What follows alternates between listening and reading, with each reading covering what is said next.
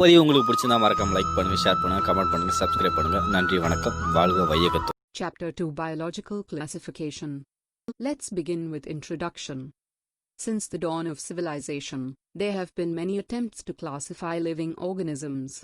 It was done instinctively, not using criteria that were scientific but born out of a need to use organisms for our own use, for food, shelter and clothing. Aristotle was the earliest to attempt a more scientific basis for classification. He used simple morphological characters to classify plants into trees, shrubs and herbs. He also divided animals into two groups, those which had red blood and those that did not. In Linnaeus' time, a two-kingdom system of classification with Plantae and Animalia kingdoms was developed that included all plants and animals respectively. This system was used till very recently. This system did not distinguish between the eukaryotes and prokaryotes, unicellular and multicellular organisms and photosynthetic, green algae, and non-photosynthetic, fungi, organisms. Classification of organisms into plants and animals was easily done and was easy to understand, but a large number of organisms did not fall into either category. Hence the two-kingdom classification used for a long time was found inadequate. A need was also felt for including, besides gross morphology, other characteristics like cell structure, nature of wall, mode of nutrition, habitat, methods of reproduction, evolutionary relationships, etc. Classification systems for the living organisms have hence undergone several changes over time. Though plant and animal kingdoms have been a constant under all different systems, the understanding of what groups, organisms be included under these kingdoms have been changing. The number and nature of other kingdoms have also been understood differently by different scientists over time.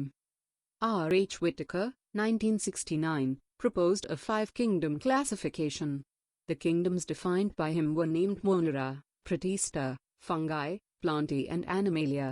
The main criteria for classification used by him include cell structure, thallus organization, mode of nutrition, reproduction and phylogenetic relationships. Listen carefully. Comparative account of different characteristics of the five kingdoms. Five kingdoms: Monera, Protista, Fungi, Plantae, Animalia.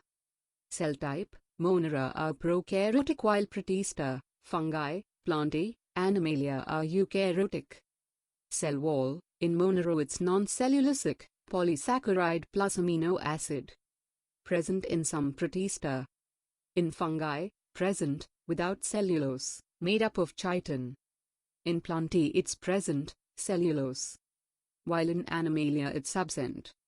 Nuclear membrane: in Monera it's absent, in Protista, Fungi, Plantae, Animalia it's present. Body organization: Monera and Protista are cellular. Fungi are multicellular, loose tissue. Plantae has tissue, organ. Animalia are organized into tissue/organ/organ system. Mode of nutrition: Monera are autotrophic, that is chemosynthetic and photosynthetic, and heterotrophic, that is saprophytic, parasitic. Protista are autotrophic, photosynthetic, and heterotrophic. Fungi are heterotrophic, saprophytic/parasitic. Plantae are autotrophic, photosynthetic. Animalia are heterotrophic, holozoic/saprophytic, etc. Now, let us look at this five-kingdom classification to understand the issues and considerations that influenced the classification system. Earlier classification systems included bacteria, blue-green algae, fungi, mosses, ferns, gymnosperms and the angiosperms under plants. The character that unified this whole kingdom was that all the organisms included had a cell wall in their cells. This placed together groups which widely differed in other characteristics. It brought together the prokaryotic bacteria and the blue-green algae with other groups which were eukaryotic. It also grouped together the unicellular organisms and the multicellular ones. Say, for example, Chlamydomonas and Spirogyra were placed together under algae. The classification did not differentiate between the heterotrophic group, fungi, and the autotrophic green plants, though they also showed a characteristic difference in their walls composition. The fungi had chitin in their walls while the green plants had a cellulosic cell wall. When such characteristics were considered, the fungi were placed in a separate kingdom, kingdom fungi. All prokaryotic organisms were grouped together under kingdom Monera, and the unicellular eukaryotic organisms were placed in kingdom Protista.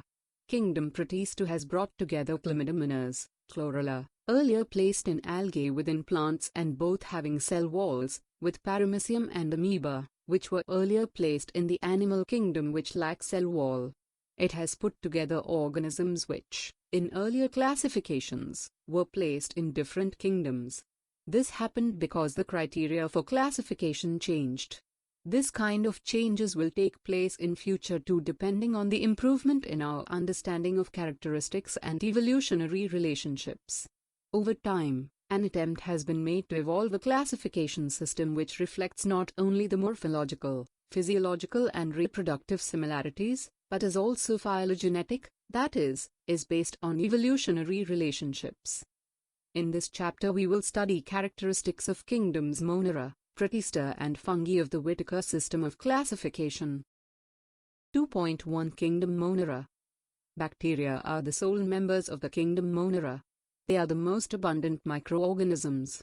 Bacteria occur almost everywhere. Hundreds of bacteria are present in a handful of soil.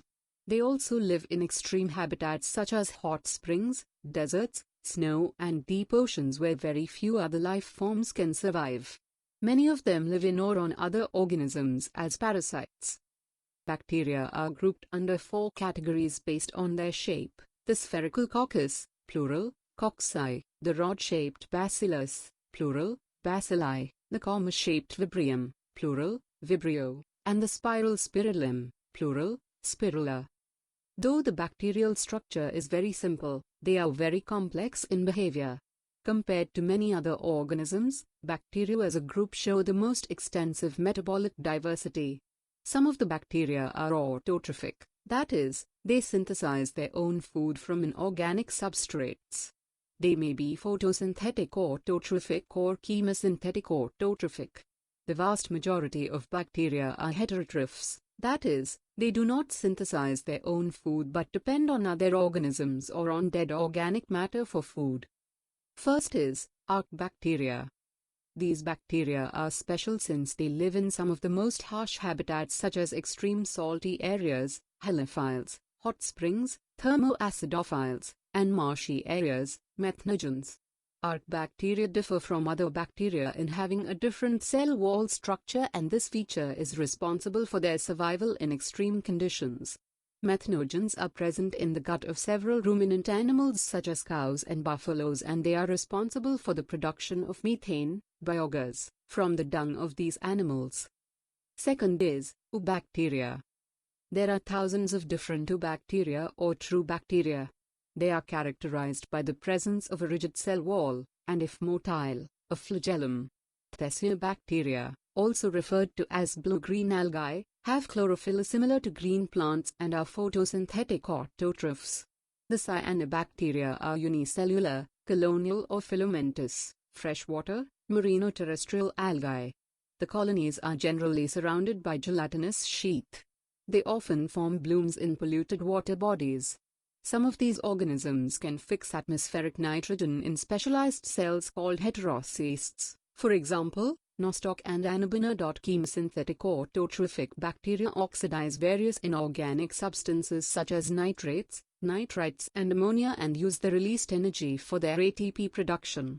They play a great role in recycling nutrients like nitrogen, phosphorus, iron and sulfur.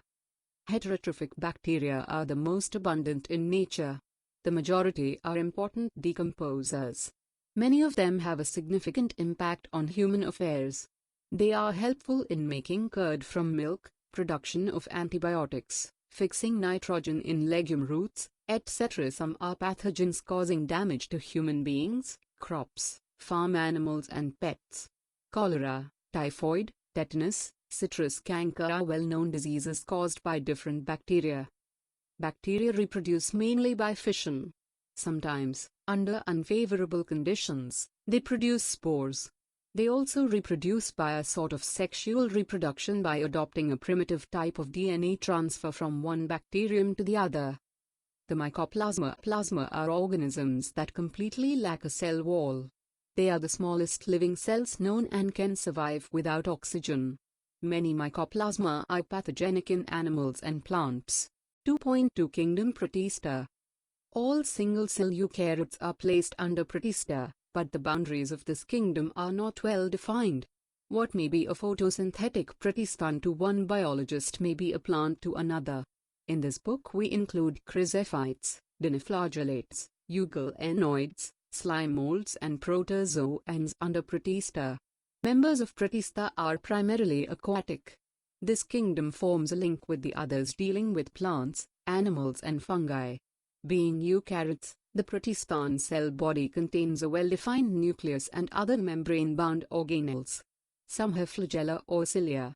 Protists reproduce asexually and sexually by a process involving cell fusion and zygote formation. First is chrysophytes. This group includes diatoms and golden algae, desmids. They are found in freshwater as well as in marine environments. They are microscopic and float passively in water currents, plankton. Most of them are photosynthetic. In diatoms the cell walls form two thin overlapping shells, which fit together as in a soap box. The walls are embedded with silica and thus the walls are indestructible. Thus, diatoms have left behind large amount of cell wall deposits in their habitat. This accumulation over billions of years is referred to as diatomaceous earth. Being gritty, this oil is used in polishing, filtration of oils and syrups. Diatoms are the chief producers in the oceans. Second is dinoflagellates. These organisms are mostly marine and photosynthetic. They appear yellow, green, brown, blue or red depending on the main pigments present in their cells. The cell wall has stiff cellulose plates on the outer surface. Most of them have two flagella, one lies longitudinally and the other transversely in a furrow between the wall plates.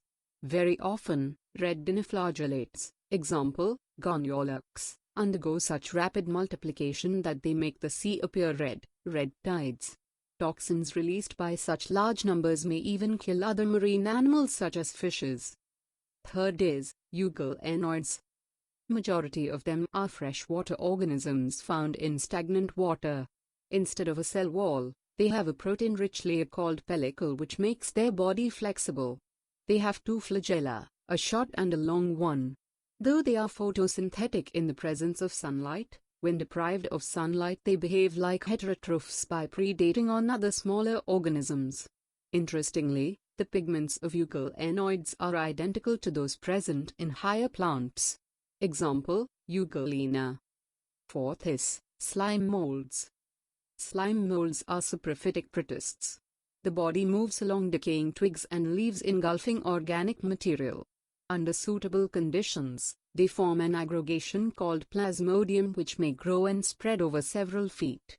During unfavorable conditions, the plasmodium differentiates and forms fruiting bodies bearing spores at their tips. The spores possess true walls. They are extremely resistant and survive for many years, even under adverse conditions. The spores are dispersed by air currents. Fifth is protozoans. All protozoans are heterotrophs and live as predators or parasites. They are believed to be primitive relatives of animals. There are four major groups of protozoans. Amoeboid protozoans. These organisms live in freshwater, seawater or moist soil. They move and capture their prey by putting out pseudopodia, false feet, as in amoeba. Marine forms have silica shells on their surface. Some of them, such as entamoeba, are parasites. Flagellated protozoans. The members of this group are either free-living or parasitic. They have flagella. The parasitic forms cause diseases such as sleeping sickness. Example, trypanosoma. Ciliated protozoans. These are aquatic, actively moving organisms because of the presence of thousands of cilia. They have a cavity, gullet, that opens to the outside of the cell surface. The coordinated movement of rows of cilia causes the water laden with food to be stirred into the gullet. Example, paramecium. Sporozoans. This includes diverse organisms that have an infectious spore-like stage in their life cycle. The most notorious is Plasmodium, malarial parasite, which causes malaria, a disease which has a staggering effect on human population. 2.3 Kingdom Fungi. The fungi constitute a unique kingdom of heterotrophic organisms. They show a great diversity in morphology and habitat. When your bread develops a mold or your orange rots, it is because of fungi. The common mushroom you eat and toadstools are also fungi. White spots seen on mustard leaves are due to a parasitic fungus. Some unicellular fungi, for example, yeast, are used to make bread and beer. Other fungi cause diseases in plants and animals. Wheat rust causing Yersinia is an important example. Some are the source of antibiotics, for example, penicillium. Fungi are cosmopolitan and occur in air, water, soil and on animals and plants. They prefer to grow in warm and humid places. Have you ever wondered why we keep food in the refrigerator? Yes, it is to prevent food from going bad due to bacterial or fungal infections. With the exception of yeasts, which are unicellular, fungi are filamentous. Their bodies consist of long, slender thread-like structures called hyphae. The network of hyphae is known as mycelium. Some hyphae are continuous tubes filled with multinucleated cytoplasm. These are called choanocytic hyphae. Others have septae or cross walls in their hyphae. The cell walls of fungi are composed of chitin and polysaccharides. Most fungi are heterotrophic and absorb soluble organic matter from dead substrates and hence are called saprophytes. Those that depend on living plants and animals are called parasites. They can also live as symbionts, in association with algae as lichens and with roots of higher plants as mycorrhiza. Reproduction in fungi can take place by vegetative means: fragmentation, fission and budding. Asexual reproduction is by spores called conidia or sporaniospores or zoospores, and sexual reproduction is by oospores, ascospores and basidiospores. The various spores are produced in distinct structures called fruiting bodies. The sexual cycle involves the following 3 steps. I. Fusion of protoplasms between 2 motile or non-motile gametes called plasmogamy. 2. Fusion of 2 nuclei called karyogamy. 3. Meiosis in zygote resulting in haploid spores. When a fungus reproduces sexually, 2 haploid hyphae of compatible mating types come together and fuse. In some fungi, the fusion of 2 haploid cells immediately results in diploid cells, 2N. However, in other fungi, ascomycetes and basidiomycetes, an intervening dikaryotic stage, N+N, that is, 2 nuclei per cell, occurs. Such a condition is called a dikaryon and the phase is called dicarophase of fungus. Later, the parental nuclei fuse and the cells become diploid. The fungi form fruiting bodies in which reduction division occurs, leading to formation of haploid spores. The morphology of the mycelium, mode of spore formation and fruiting bodies form the basis for the division of the kingdom into various classes. First is phycomycetes. Members of phycomycetes are found in aquatic habitats and on decaying wood in moist and damp places or as obligate parasites on plants. The mycelium is aseptate and choanocytic. Asexual reproduction takes by zoospores, motile, or by aplanospores, non-motile. These spores are endogenously produced in sporanium. A zygospore is formed by fusion of 2 gametes. These gametes are similar in morphology, isogamous, or dissimilar, anisogamous or oogamous. Some common examples are Muca, Rhizopus, the bread mold mentioned earlier, and albugo, the parasitic fungi on mustard. Second is ascomycetes. Commonly known as sac fungi, the ascomycetes are mostly multicellular, for example, penicillium, or rarely unicellular, for example, yeast, Saccharomyces. They are saprophytic, decomposers, parasitic or coprophilous, growing on dung. Mycelium is branched and septate. The asexual spores are conidia produced exogenously on the special mycelium called conidiophores. Conidia on germination produce mycelium. Sexual spores are called ascospores, which are produced endogenously in sac like Arce, singular ascus. These asci are arranged in different types of fruiting bodies called scocarps. Some examples are Aspergillus, claviceps and Neurospora. Neurospora is used extensively in biochemical and genetic work. Many members like morels and truffles are edible and are considered delicacies. Third is basidiomycetes. Commonly known forms of basidiomycetes are mushrooms, fungi or puffballs. They grow in soil, on logs and tree stumps and in living plant bodies as parasites, for example, rusts and smuts. The mycelium is branched and septate. The asexual spores are generally not found, but vegetative reproduction by fragmentation is common. The sex organs are absent, but plasmogamy is brought about by fusion of two vegetative or somatic cells of different strains or genotypes. The resultant structure is dikaryotic, which ultimately gives rise to basidium. Karyogamy and meiosis take place in the basidium, producing 4 basidiospores. The basidiospores are exogenously produced on the basidium, PL, basidia. The basidia are arranged in fruiting bodies called basidiocarps. Some common members are agaricus, mushroom, Euste largo, smut, and Pussinia, rust fungus. Fourth is deuteromycetes. Commonly known as imperfect fungi because only the asexual or vegetative phases of these fungi are known. When the sexual forms of these fungi were discovered, they were moved into classes they rightly belong to. It is also possible that the asexual and vegetative stage have been given one name, and placed under deuteromycetes, and the sexual stage another, and placed under another class. Later, when the linkages were established, the fungi were correctly identified and moved out of deuteromycetes. Once perfect, sexual, stages of members of deuteromycetes were discovered, they were often moved to ascomycetes and basidiomycetes. The deuteromycetes reproduce only by asexual spores known as conidia. The mycelium is septate and branched. Some members are saprophytes or parasites, while a large number of them are decomposers of litter and help in mineral cycling. Some examples are Alternaria, Cultotrichum and Trichoderma. 2.4 Kingdom Plantae. Kingdom Plantae includes all eukaryotic chlorophyll-containing organisms commonly called plants. A few members are partially heterotrophic, such as the insectivorous plants or parasites. Bladderwort and Venus flytrap are examples of insectivorous plants, and Cuscuta is a parasite. The plant cells have an eukaryotic structure with prominent chloroplasts and cell wall mainly made of cellulose. Plantae includes algae, bryophytes, pteridophytes, gymnosperms and angiosperms. Life cycle of plants has 2 distinct phases, the diploid sporophytic and the haploid gametophytic, that alternate with each other.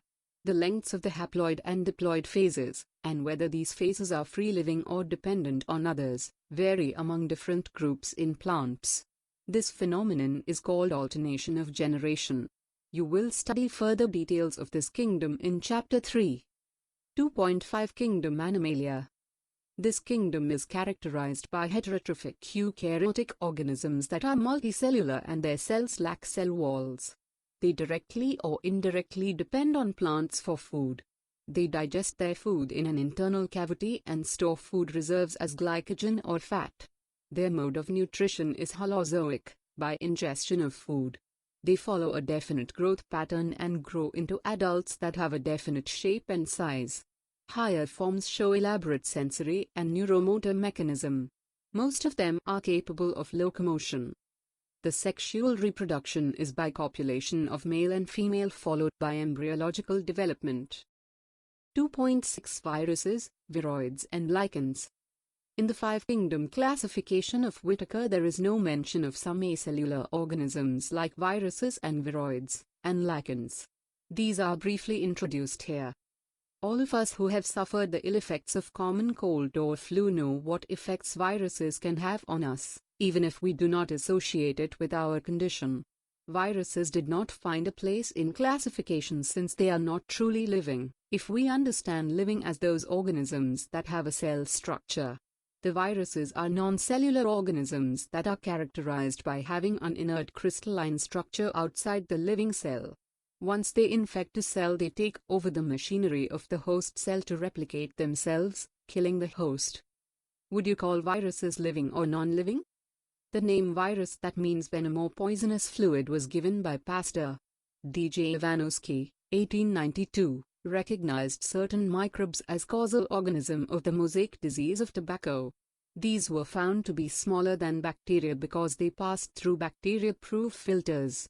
M.W. Becherinek, 1898, demonstrated that the extract of the infected plants of tobacco could cause infection in healthy plants and called the fluid as contagium vivum fluidum, infectious living fluid. W. M. Stanley, 1935, showed that viruses could be crystallized, and crystals consist largely of proteins.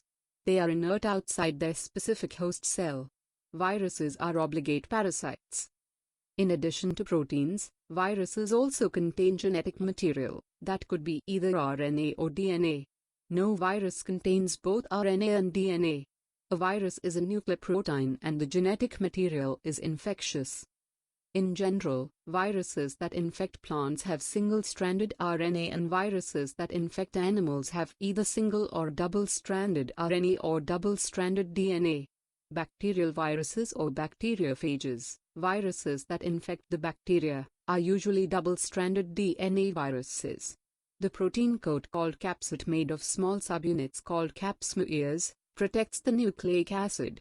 These capsmuirs are arranged in helical or polyhedral geometric forms. Viruses cause diseases like mumps, smallpox, herpes and influenza. AIDS in humans is also caused by a virus. In plants, the symptoms can be mosaic formation, leaf rolling and curling, yellowing and vein clearing, dwarfing and stunted growth. Viroids. In 1971, Theodina discovered a new infectious agent that was smaller than viruses and caused potato spindle tuber disease.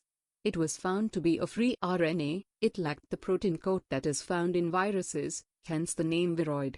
The RNA of the viroid was of low molecular weight. Lichens. Lichens are symbiotic associations, that is, mutually useful associations, between algae and fungi. The algal component is known as phycobiont and fungal component as mycobiont, which are autotrophic and heterotrophic, respectively. Algae prepare food for fungi and fungi provide shelter and absorb mineral nutrients and water for its partner. So close is their association that if one saw a lichen in nature, one would never imagine that they had two different organisms within them. Lichens are very good pollution indicators. They do not grow in polluted areas.